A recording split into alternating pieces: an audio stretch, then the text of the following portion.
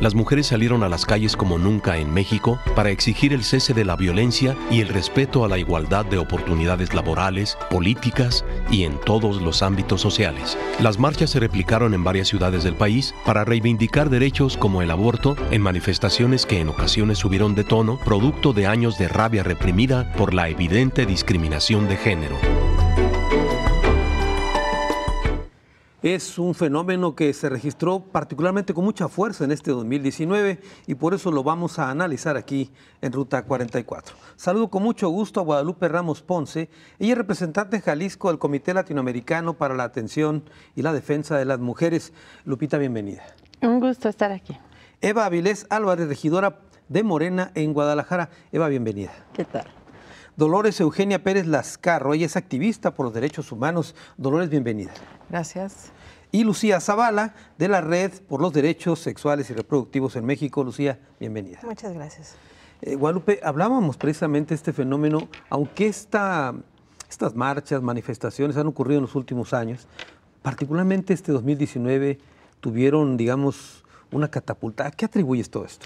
Sí, mira, más o menos ha sido de 3, 4 años para acá que ha habido una movilización a nivel mundial, digamos, de esta movilización de las mujeres, sobre todo impulsadas por la indignación, por la rabia, por el enojo, con temas de violencia, con los temas de feminicidio, ¿no? Estas movilizaciones que se generan en el sur, en Argentina, después de Ni Una Menos, ¿no? Y después, por supuesto, también desde Argentina con el tema del aborto, ¿no? Estas pañoletas verdes para movilizarse por el derecho a decidir, pero efectivamente, como bien lo señalas, este año ha tenido un cariz diferente, sobre todo después de lo que ocurre en Chile, ¿no? Con esta movilización que hicieron las compañeras chilenas, con salir, además con este mensaje muy claro, muy potente para denunciar la violencia sexual, los feminicidios, el acoso, todas aquellas violencias que vivimos las mujeres en lo cotidiano, pero sobre todo aquí hay una situación muy especial en este mensaje que ellas mandan, es todo esto que me pasa, la culpa no es mía, la culpa es tuya. Tú eres el violador. O sea, mandan un mensaje muy claro de quién las violenta, de quiénes nos violentan. Y quiénes nos violentan solo por el hecho de nacer mujer, ¿no? Ser mujer en estos países latinoamericanos, caribeños, en donde el machismo es parte de la cultura y está tan legitimado y está tan en lo cotidiano, de pronto que las voces salgan y así con ese estruendo y con esa contundencia, además con que lo hacen, y decir, no es mi culpa, el violador eres tú. Normalizado, diríamos, este machismo. Normalizado, legitimado socialmente. Entonces, esa es una cuestión muy importante de esta movilización que ocurre y por eso comienza a tener tantas réplicas a nivel mundial, no solamente en Latinoamérica, en el Caribe, sino en el mundo, con mujeres a las que les llega el mensaje y que se sienten identificadas con ese mensaje, ¿no? Mujeres indígenas, rurales, de la ciudad, de diferentes idiomas, etcétera, y ahí está ese mensaje puesto. Claro, Eva, es cierto que este movimiento es a nivel mundial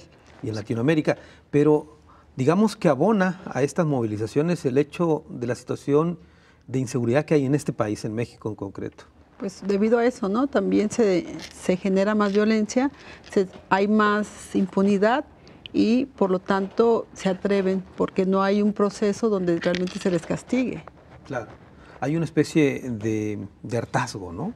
Así es, de hartazgo, y qué bueno que salen a manifestarse, qué bueno que se movilizan, porque es la única forma en que las mujeres muchas veces nos visibilizan, porque de otra manera no lo van a hacer. Entonces, si va a haber avances y si la forma de ser escuchadas es a través de estas movilizaciones, se van a seguir haciendo. Claro. Ahora, ha habido también cuestionamientos, como que pretenden, por ejemplo, cuestionar la forma como se han realizado las manifestaciones y no toman en cuenta pues los años anteriores y el hartazgo que yo decía hace un momento. Ajá, sí, por ejemplo, critican mucho el hecho de grafitear, de romper cristales y demás, pero fue la forma en que realmente se visibilizó ante el hartazgo, ante la impunidad y no ser escuchadas.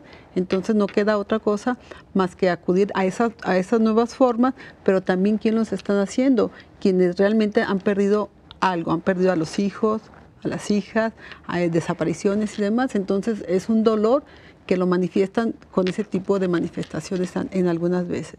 Claro, ahora, todo este tipo de descontento, tú que eres regidora, ¿tendría que derivar en algo? Es decir, en modificar leyes, en dar un marco legal que les permita más garantías. Pues el marco legal, yo creo que México es de los países que ha avanzado en cuestión de marcos, de leyes, de reglamentos, inclusive de instituciones. Aquí lo que yo siempre refiero es que falta la voluntad política.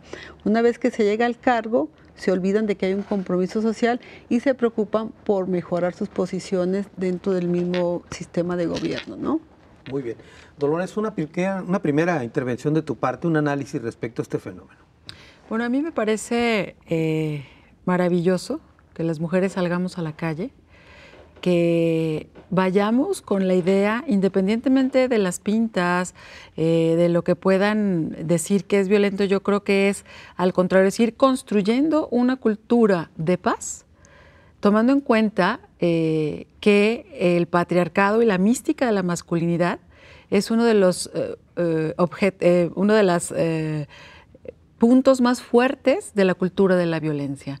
Entonces yo creo que esta parte de visibilizarnos es visibilizar también la construcción de la paz, que en realidad esa es mi especialización y bajo esta lupa veo qué es lo que está sucediendo. Entonces, efectivamente es en todo el mundo. Creo que este cansancio, esta parte de haber construido durante tantos años bajo estos velos donde nos decían vamos a ver la película Lolita, ¿no? Bueno, pues es que esa película no es romántica. Estamos hablando de que construye formas de ser masculinas. Esa película era una adolescente, una niña de 12 años, que llega un violador a la casa de la mamá y don Juan no es un héroe. Y esas son de las cosas que tenemos que ir desmitificando y esas son las cosas que nos estamos dando cuenta, que sabemos que eso no es algo para repetirse y que apuntala la cultura de la violencia desde esa mística de la masculinidad. Entonces, yo me parece que así como la paz había estado no visibilizada en la historia, esto se visibiliza más fuerte como movimiento en todo el mundo, porque todas queremos lo mismo, todas queremos dejar de morir y a mí me duele cada una de las mujeres que mueren porque también es mi dolor. Entonces yo no puedo imaginar que una persona de mi familia, una mujer de mi familia sea asesinada, no sé qué más pintaría, ¿no? Claro. ¿A qué atribuyes este despertar este año particularmente? Yo creo que una de las cuestiones fundamentales son las redes sociales. Hemos estado muy unidas, creo que eso nos ayuda a ir viendo mensajes de los feminismos, independientemente de en cuál encaje cada quien y cuál quiere ejercer, claro, ¿no? Y esto de las redes sociales que nos permite en un minuto darnos cuenta de lo que sucede alrededor del mundo a través del Twitter, Facebook, etcétera, nos ayuda a sentirnos acompañadas y decir lo que hoy pase se va a ver en otro lugar. Claro. Lucía, hubo por ahí un intento también dentro de no llamaría despertar, sino manifestación, el tema del Me Too también, por ejemplo, ¿no? Que de repente irrumpió con fuerza en las redes como parte de este hartazgo que se manifestó. Y pues, oh sorpresa, ¿no? La mayoría de las situaciones de acoso se daban en menores de edad, hablando específicamente entre 7 y 10 años. Había un gran número de mujeres que pues su primera situación lamentablemente de acoso se daba alrededor de estas edades. Generalmente pues se da por familiares. Claro. Entonces pues conocemos que el 80% por ejemplo de los violadores pues es un miembro de la familia, en primer lugar el tío, en segundo lugar el primo y de ahí se va el abuelo, el papá, el padrastro, etc. Entonces coincido mucho con que las redes sociales es un canal muy importante para poder expresar ahí las situaciones de infinidad de violencias que estamos lamentablemente padeciendo todas las mujeres. Ahora, estas manifestaciones se dieron prácticamente en todo el país, en el centro, en el norte, aquí mismo en Guadalajara, etcétera. Podríamos analizar que a pesar de haber algunos estados que el Congreso le abona más a las situaciones un tanto retrógradas como Monterrey, que ahora los médicos deciden si le dan o no atención médica a la comunidad LGBT. A pesar de todas estas situaciones, pues encontramos movimientos feministas importantes con mucha fortaleza en todos los estados de la República. Vuelvo al tema que decía la regidora, que el marco legal en México es bueno, el problema es la voluntad política para aplicar la ley. ¿Es correcto? Sí, y coincido también con la parte de que le falta mucho a los poderes que se dedican a la seguridad, ¿no? En donde pues el violador sale libre.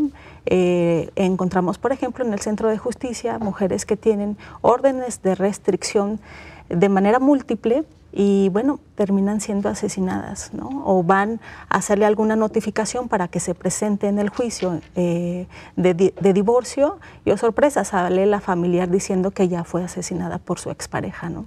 Claro, aparte de la inseguridad, digamos, in situ contra ellas, estamos hablando de la impunidad atribuida al Estado, que no hace su trabajo. ¿Así es? Así es. Por eso el hartazgo y salir a la calle. Yo creo que por eso. Y bueno, un ejemplo también fue el asesinato el feminicidio terrible que pasó fuera de Casa Jalisco, ¿no? Frente de la Así casa es, de donde está el gobernador. ante los ojos pues de los poderes de gobierno. Muy bien, tengo que hacer una pausa y regreso con más de este tema.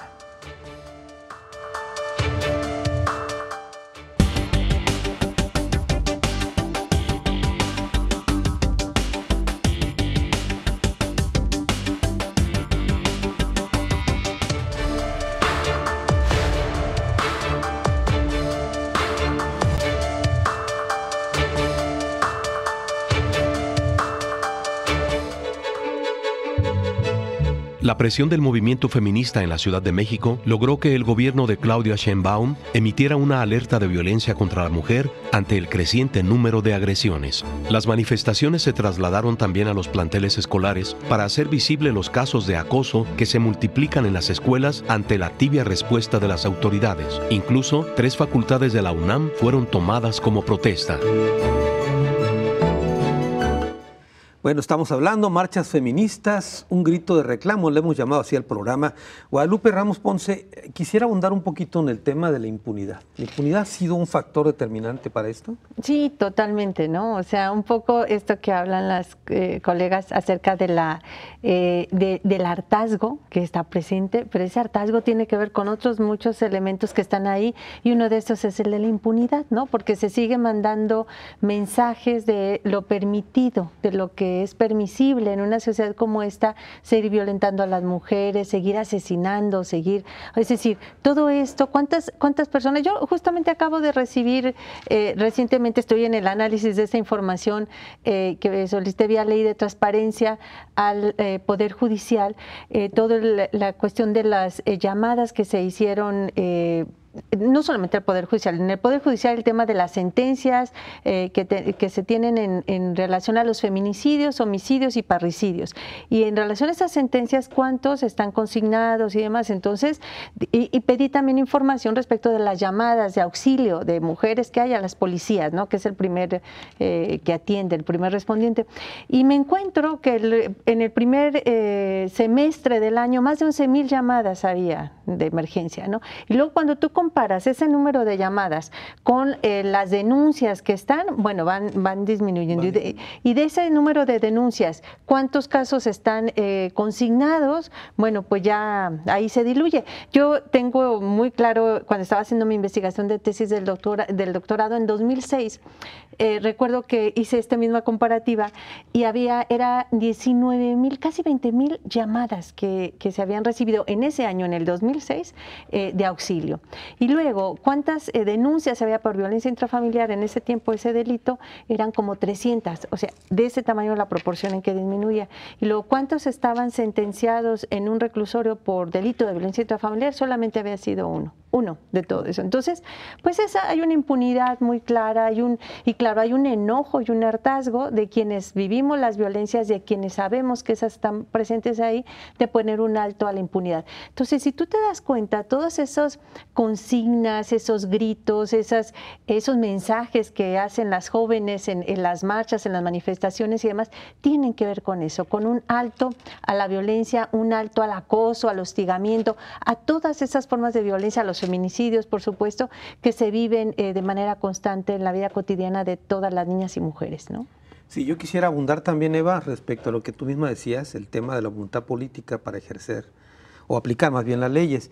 Estamos hablando del acoso, que también ya está, digamos, sancionado, el hostigamiento, está el difundir, tengo entendido, a través de internet, sin permiso, imágenes, entre otras cosas, pero seguimos otra vez a la voluntad del gobernante en turno. Te pongo un ejemplo. El reglamento de policía y buen gobierno fue modificado en abril y solicité también cuántas sanciones, ya está sancionado, que van de 2.500 a 4.000 pesos la sanción. 26 hombres han sido sancionados por el tema de acoso. Entonces, el acoso en la calle, ¿no? El acoso callejero. Sí. Entonces, ¿qué te dice? 26 sanciones. Y yo pregunto, ¿cuántas multas ha habido por cuestión de invasión de banquetas, por estacionar y no pagar, por lo que tú quieras? Miles, ¿sí? Acaban de cambiar el director de reglamentos y ahorita es así como todo el comercio ambulante, vamos a atacarlo. Te lo digo porque continuamente están visitando la regiduría atacando esa inconformidad de parte de los comerciantes ambulantes, pero si hay la voluntad de ir a agarrar a los comerciantes ambulantes, llevarlos en patrulla y que paguen su multa, creo que son 800 pesos. Entonces, cuando el gobierno se propone, empieza a atacar y ahorita puedes ir al centro histórico y vas a ver poco ambulantaje. Empiezan agarran rutas que, por ejemplo, hace 15 días fueron perseguidos los que estaban fuera de horario, los restaurantes, los bares. Entonces agarran campañas y empiezan a disminuir.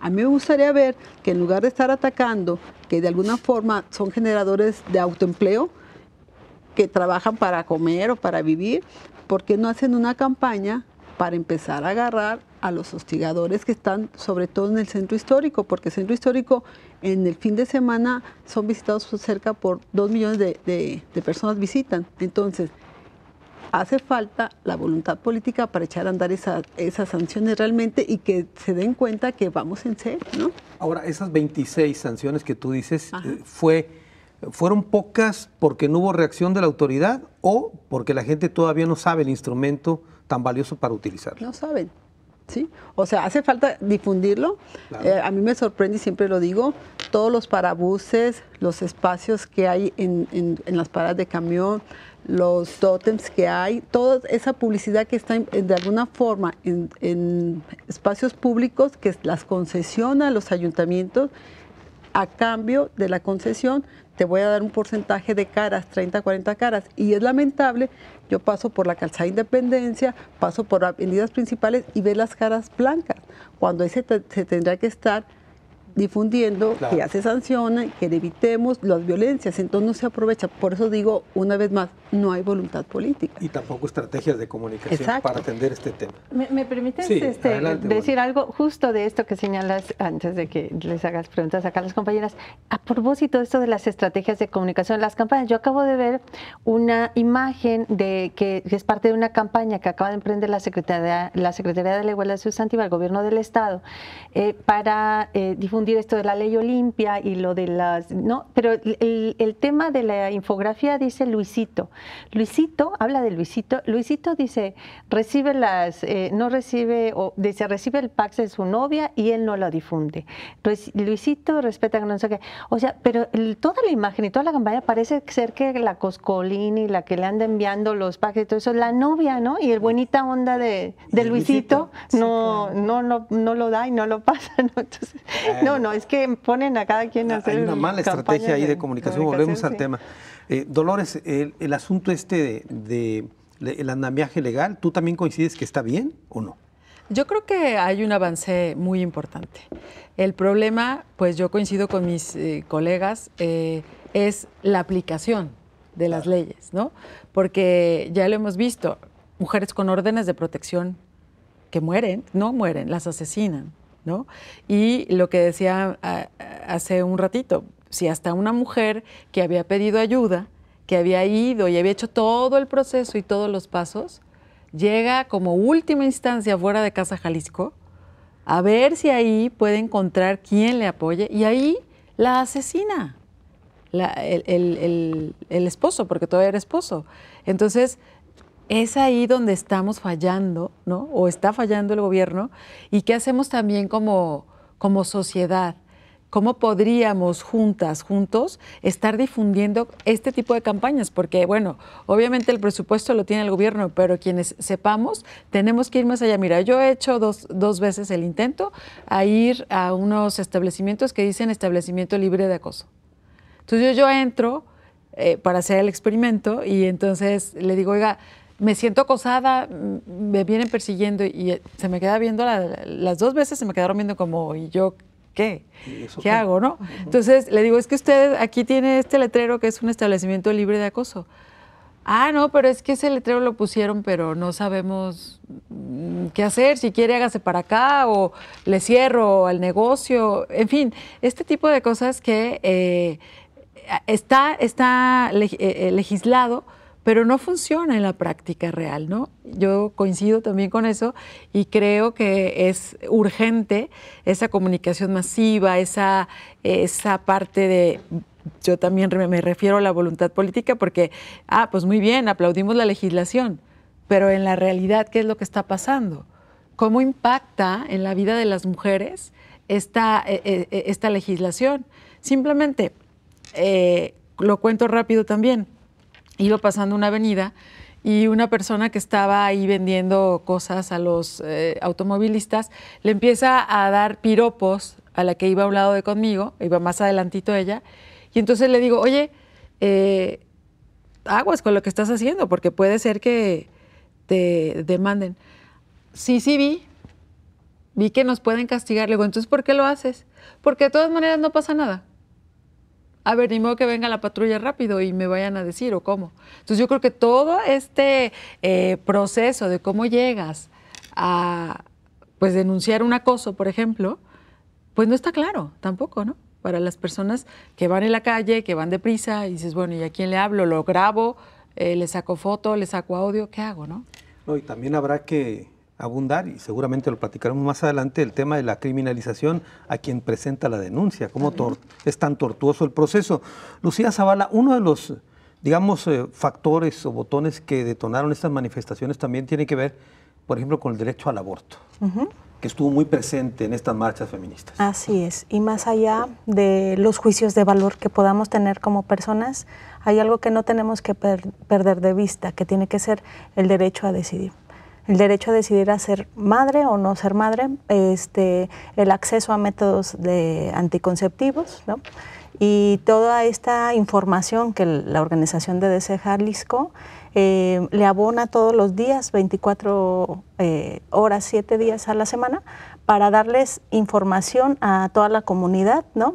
Se hacen campañas de la vasectomía a muy poco costo.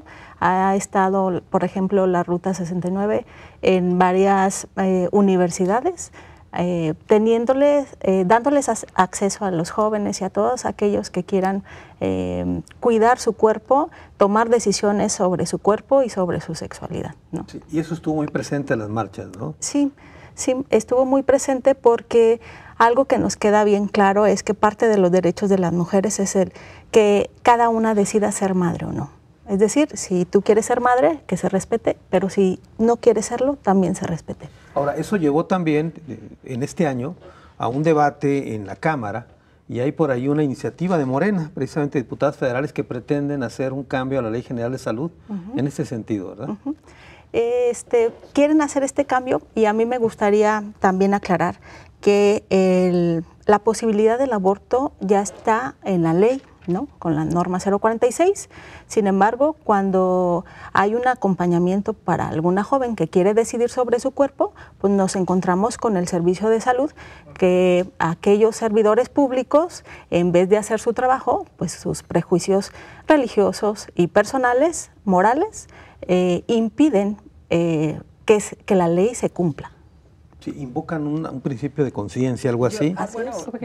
Quisiera mencionar lo que pasó en Nuevo León. Sí. ¿No?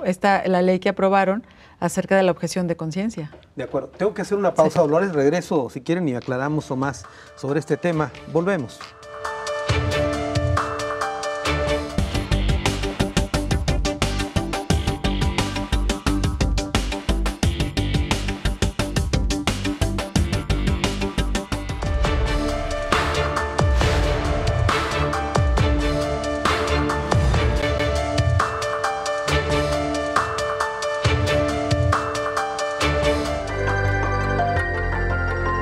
La historia de marchas de las mujeres ha sido de todo tipo y en todo el mundo.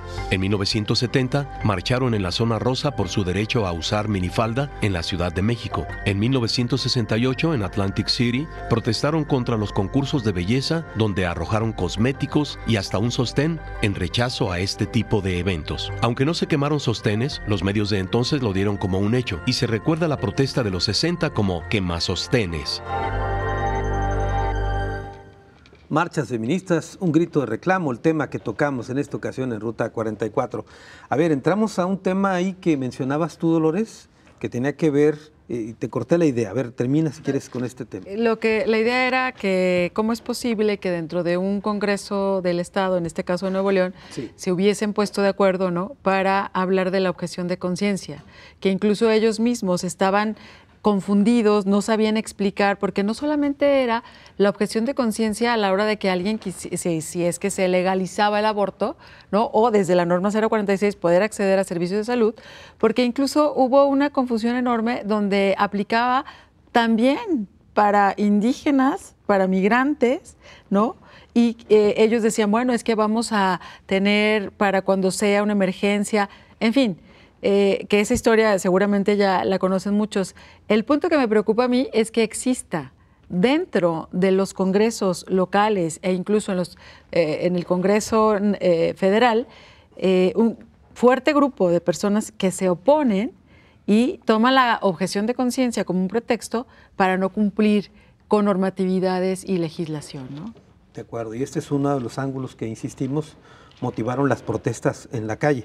¿Qué otro aspecto encuentras tú en estas manifestaciones, Guadalupe? Sí, sobre todo son esos dos ejes fundamentales. Uno es el derecho a decidir, el derecho al aborto, como me parece además como también este planteamiento que hacen las compañeras como un ejercicio de recuperar esta mirada sobre las mujeres de ciudadanas plenas, titulares de los derechos, ¿no?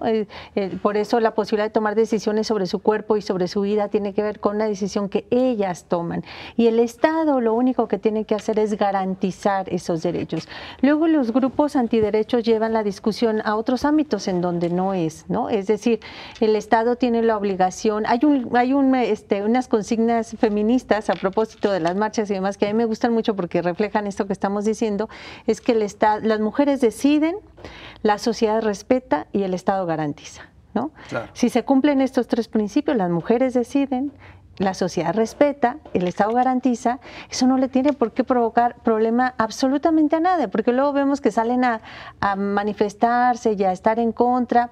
Hombres, por ejemplo, hombres que ni siquiera tienen la posibilidad de ellos quedar embarazados y otras gentes que si deciden abortar o no abortar, pues ya es decisión de cada quien.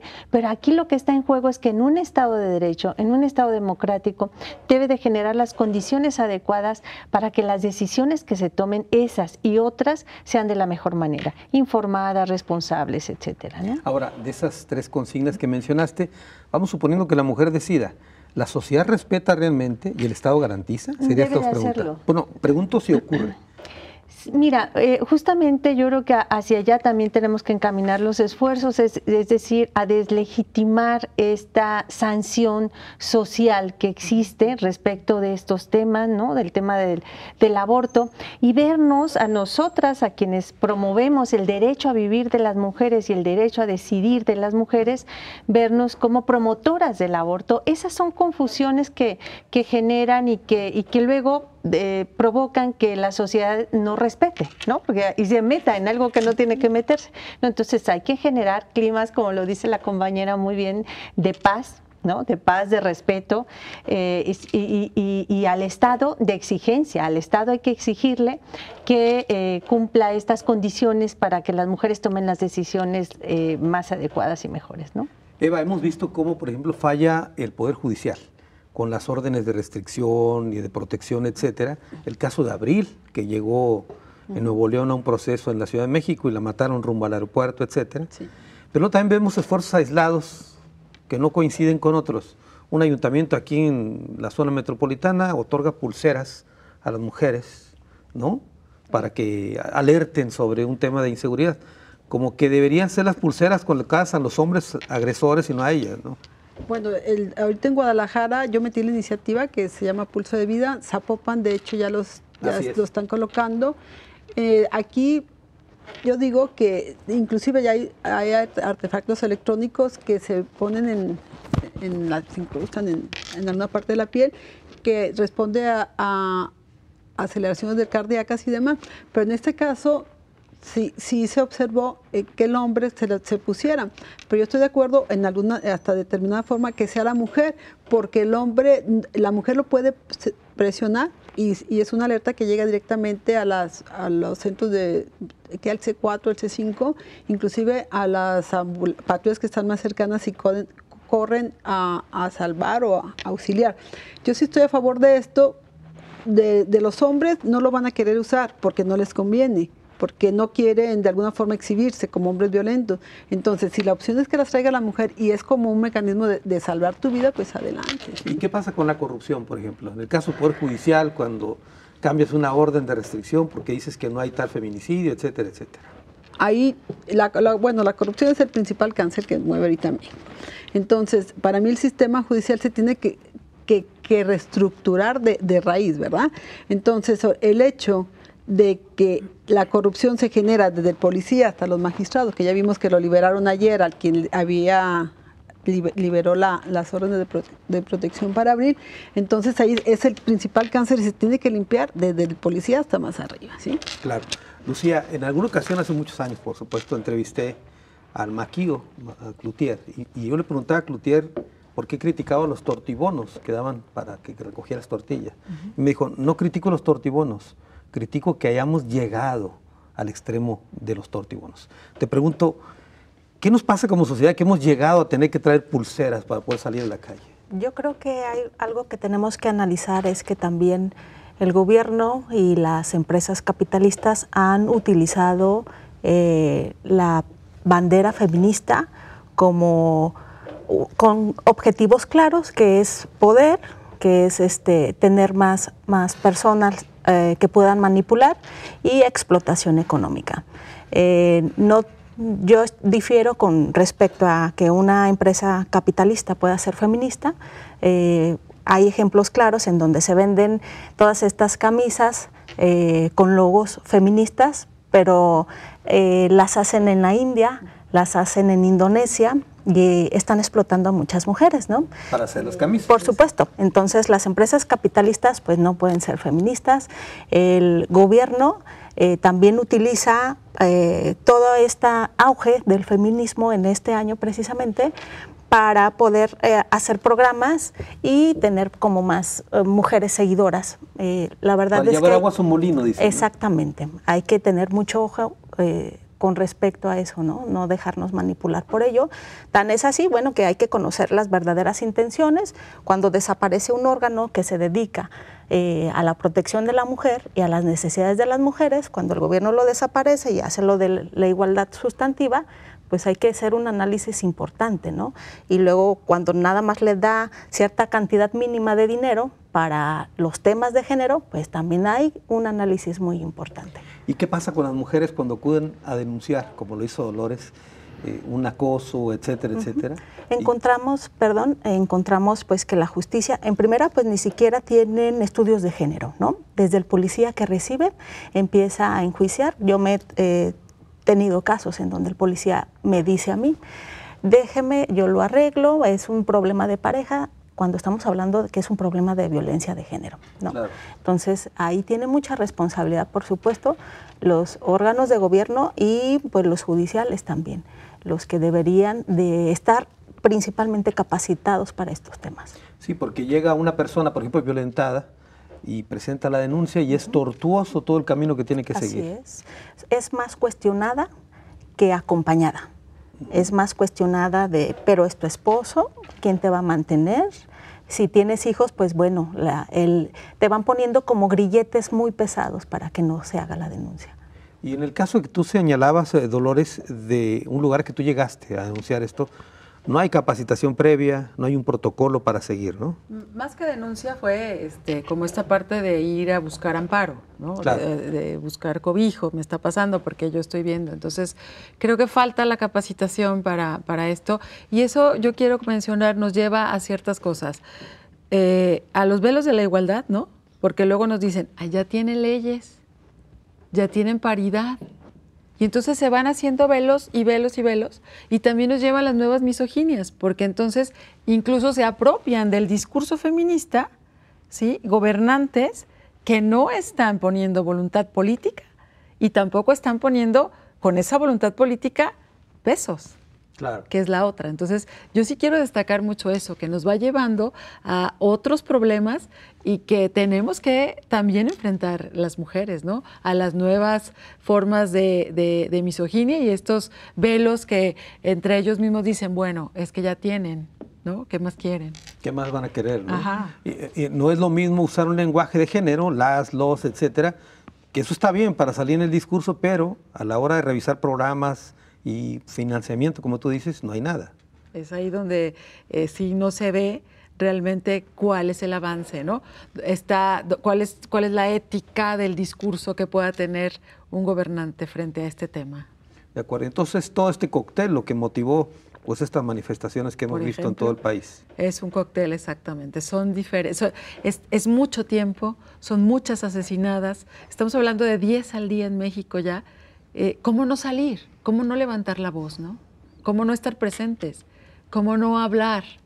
¿Cómo no venir aquí a este programa y a donde podamos estar para alzar esa voz, para hablar a otras, para sentirnos acompañadas, que otras se sientan acompañadas, que otras se animen a denunciar? A pesar de todas estas cosas que nos comparte Lucía, ¿no? Que es todo tortuoso llegar, pero ni se le nota que le pegó, oiga. Yo la veo bien, ¿no?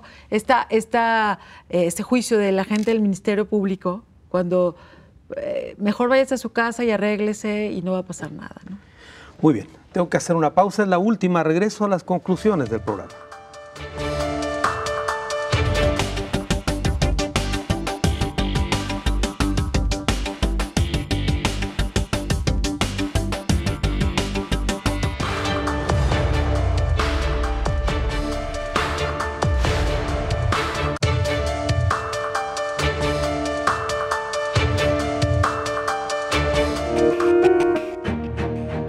Un violador en tu camino es un tema musical que se ha convertido en un himno de las feministas que se ha replicado en el mundo. En Turquía, recientemente la policía dispersó un intento de cientos de mujeres de cantar a coro la canción en un barrio de Estambul. En contraste, en la Feria Internacional del Libro, cientos de mujeres realizaron el performance y quemaron libros en la explanada de Expo Guadalajara.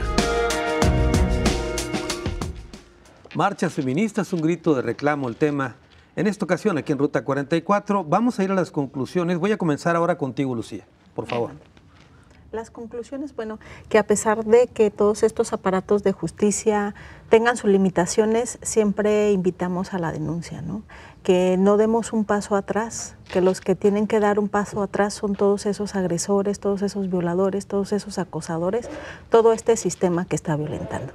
Nosotras, ni un paso atrás. O sea, por muy imperfectibles que puedan estar el marco legal, hay que insistir en él. Así es. Y que no están solas, siempre habrá compañeras feministas que las podemos acompañar. Ahora, este movimiento que vimos este año, ¿tú crees que ya nos para? Es decir, ¿vamos a seguir viendo esto? Ya no para, nunca ha parado y no parará. ¿Y qué esperarían de parte de la autoridad? Pues respuestas, acciones sobre todo. De acuerdo, Dolores, tus pues conclusiones. Yo dos cosas. Primero, no vamos a parar. Yo creo que más bien ahorita es que hemos sido más visibles, pero el movimiento tiene muchos años más, ¿no? Y que hay que estar visibilizando y hay que estar siendo y no dejar de ser, como le escuché a Marcela Lagarde una vez, somos insistencialistas. Vamos a seguir insistiendo todo el tiempo en que esto tiene que parar. Y la otra, que a mí me parece fundamental, es la educación en el respeto. Y desde los programas, esta educación en la construcción de una cultura de paz, que tiene que ver justamente con desmantelar esa cultura de violencia, que tiene como elemento fundamental el patriarcado y la mística de la masculinidad.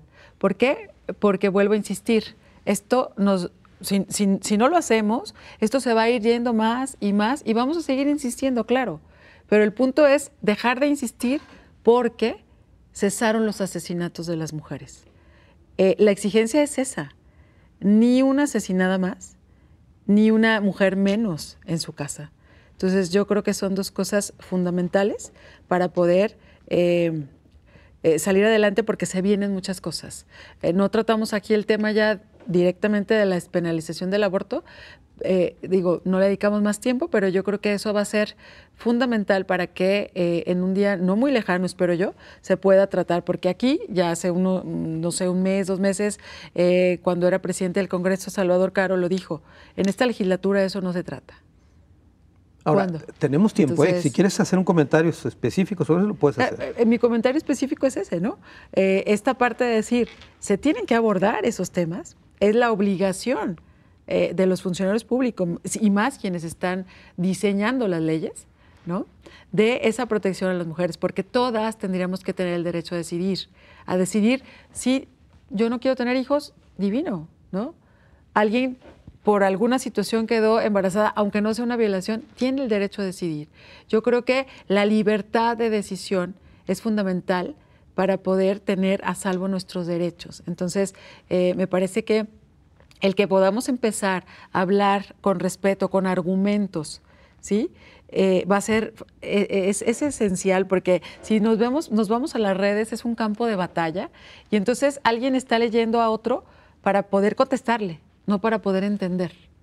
Y en estos grupos que trabajamos, que estamos juntas, eso es lo que hacemos, ¿no?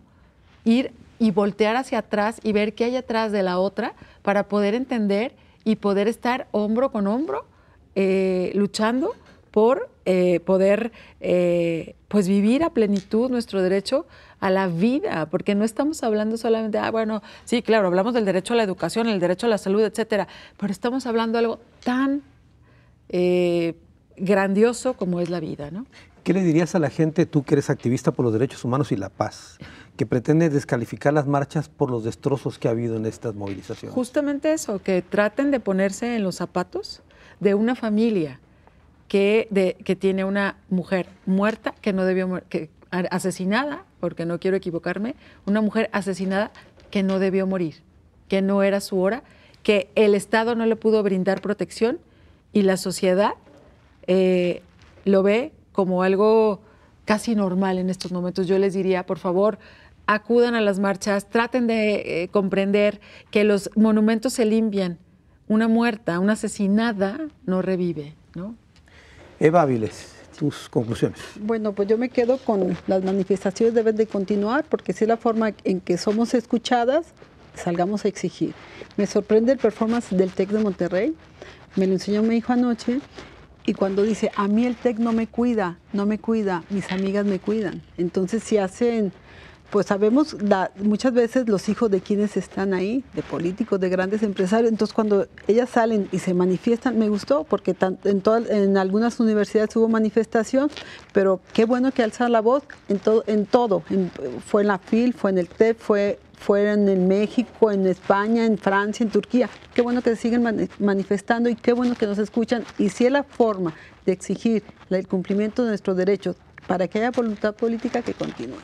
Estas movilizaciones en reclamo al gobierno tendrían que ser también en todos los entornos, claro, en el trabajo, en la escuela, etcétera. Sí. Y tú, digamos, auguras que vendrán más en ese sentido. Sí, porque hubo respuesta. ¿Sí? Como comentamos desde el principio, surge en Chile y se replicó en todo el mundo. Entonces, va a haber respuestas porque va a haber, imagínate cuántos padres de familia no están inconformes. Claro. Porque, te repito, en el TEC señalaron a los americanos, al rector, a los presidentes, no vi los de la FIL, entonces sí va a haber un reclamo. Muy bien. Guadalupe Ramos Ponce, tus conclusiones. Sí, muchas gracias. Mira, a propósito de esta cápsula que fue la introductoria a este segmento, en donde dicen las feministas fueron a la FIL, se manifestaron y quemaron libros. Hay una responsabilidad muy grande también de los medios de comunicación para informar bien, justo para no generar en torno a las protestas y en torno a las maneras y formas de protestar estos rechazos que alguien puede decir, ¿cómo se les ocurre ir a la FIL y quemar libros? Porque no fue así, ¿no? O sea, hubo ciertos libros específicos que fueron a tomar de un stand que tienen que ver estos libros con temas que van en retroceso en relación con los derechos, ¿no? Libros que hablan de la conversión homosexual, por ejemplo, o sea, que carecen totalmente de sustento científico, ¿no? Entonces ellas en un acto político, porque es un acto político, yo creo que eso es lo que tienen que narrar los medios de comunicación cuando se den ese tipo de cosas, es decir, las feministas en este acto político van y toman estos libros y ahí los queman y van diciendo la señal y reclaman al Congreso, porque es un reclamo que hacen al Congreso para que esta ley que ahorita en este momento está en discusión en el Congreso respecto a una ley de identidad, la ley de identidad sexual, pero además en esta ley se sanciona estas prácticas y estos métodos que existen de supuesta conversión sexual, ¿no? O sea, supuestamente curan la homosexualidad, la lesbiandad, etcétera, ¿no? Entonces, igual como esto que hicieron las feministas en este acto político de quema de los libros en ese sentido, pues igual fue rayar un monumento que para alguien le puede parecer extraordinario. Hubo quienes salieron del INAH, de la restauradora, es decir, un monumento no vale nada en relación a las vidas y a las vidas y a los cuerpos de las mujeres, ¿no? Entonces, hay muchas formas, diversas formas en que las mujeres, las feministas, el movimiento amplio de mujeres y el movimiento feminista se ha hecho escuchar a través de la historia. De hecho, los grandes avances normativos que tenemos, o sea, los reconocimientos de derechos que tenemos, lo tenemos gracias a eso, por la insistencia permanente de estas mujeres en todos lados. Pero este es un momento clave de hartazgo y de enojo y de rabia, que hay que decirlo, porque los niveles de violencia en contra de las mujeres a que hemos llegado en el mundo, no solamente en México y en Jalisco, sino en el mundo, están desorbitados, ¿no? Esto de las más de 10 mujeres asesinadas, todo el tema de impunidad que rodea los casos de feminicidios, la violencia sexual. Fíjate, un dato que se hablaba aquí al principio, ahora que salen todas estas movilizaciones y estas manifestaciones, esto de un violador en tu camino y del Me Too que mencionabas hace rato, se hizo un análisis de todas estas denuncias que hacían las chicas, la edad en la que vivieron esa primera violencia en su vida, en su cuerpo, y va de los 4 a los 7 años de edad, es decir, son niñas. Las niñas no están cuidadas, las niñas no están protegidas, y las niñas cuando se convierten en adultas van acumulando estos enojos, estas rabias, pero también estas agresiones en su vida, ¿no? Entonces es justa la digna rabia y es justo los reclamos, las formas en que se han decidido hacerlos en diversas partes del mundo para ser escuchadas. Pero ¿qué toca ahora? toca a los gobiernos, toca a las instituciones, toca al Estado comenzar a hacer cambios sustanciales, ¿no? O sea, generar política pública que de veras trascienda y que de veras tenga un impacto en la vida de las mujeres, ¿no?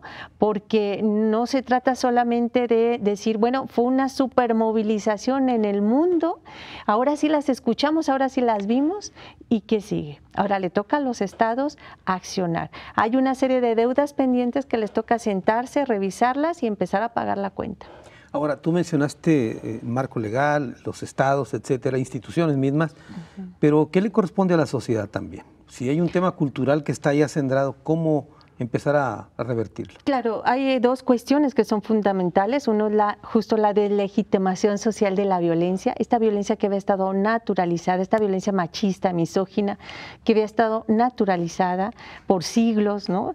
Y no solamente naturalizada, sino promovida, permitida, en general, por las mismas familias, silenciada, ¿no? Los silencios en las familias. Algún día hay que hablar de los silencios, estos silencios que se vuelven cómplices, ¿no? de la violencia, de quien asesina, de quien mata y de quien violenta, ¿no? Entonces, ¿cómo comenzamos a romper esos miedos y esos silencios en las familias para comenzar a hablar del violador, ¿no? Y dejar de tener vergüenzas y culpa de cuando se viven esas violencias en casa? ¿Tú auguras que estas marchas feministas no se detienen, van a continuar? No, esto no para, como bien lo decía, no hemos parado, no vamos a parar, pero sobre todo a quien tenemos que hacer que se accione y se movilice es al Estado.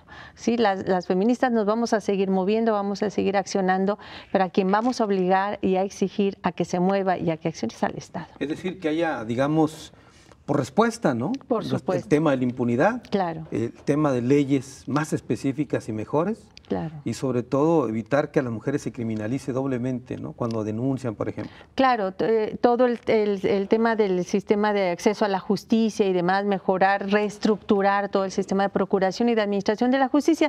Y mira algo que es fundamental, que se decía también hace rato, de cómo hemos ido avanzando, y tú lo mencionabas en esto de los tortibonos claro. y demás, y de pronto comenzamos a generar una sociedad en donde les damos los pulsos de vida, les damos, claro. Ahora están los botones de pánico en la ciudad y todo eso, y eso es una locura. O sea, lo que tenemos que buscar, crear, son ciudades seguras para las mujeres, las niñas y las mujeres. Yo siempre les he dicho eso, si nuestro objetivo meta es que una ciudad sea segura para una niña y para una mujer, va a ser segura para todo el mundo, ¿no? Sin necesidad de botones de pánico, sin necesidad de pulsos de vida, sin necesidad de absolutamente nada. Muchas gracias, Guadalupe. Con mucho gusto. Eva, muchas gracias. Dolores, muchas gracias.